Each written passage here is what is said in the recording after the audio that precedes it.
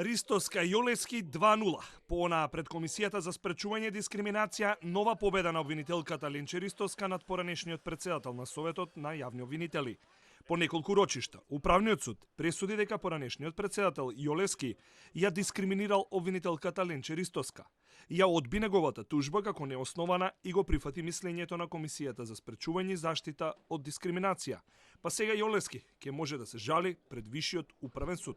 Оваа одлука би рекла е во насока на тоа дека општеството и институциите веќе ги препознаваат формите на дискриминација со кои што се соочуваат жените и ги поздравувам во таа насока ваквите одлуки.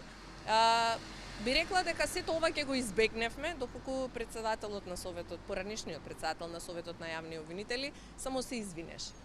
Па видете, дали правдата е задоволена, не можам да кажам целосно, бидејќи јас не добив извинување. Меѓутоа, да го тргнеме тоа настрана, би рекла дека ова е еден позитивен исчекор во борбата против дискриминација на жените на работното место и се надевам дека целиот овој случај и целата моја битка ќе влијаат позитивно во насока на тоа да работодавците во иднина не ги дискриминираат жените кои што користат породилно отсуство или пак жените да бидат дискриминирани на основа на нивната возраст.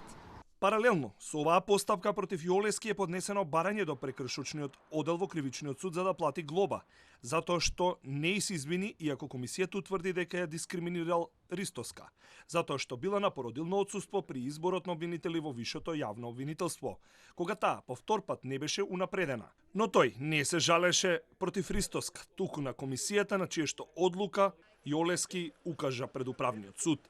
Тој одби јавно да се извини, тврдејќи дека не сторил дискриминација и ја даде комисијата на суд.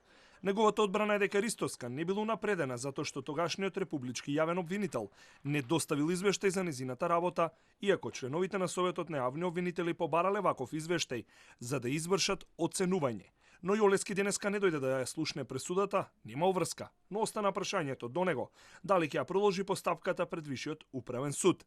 Советот на јавни обвинители минатата година повтор пат не ја избра обвинителката Ристоска за обвинител во вишето јавно обвинителство.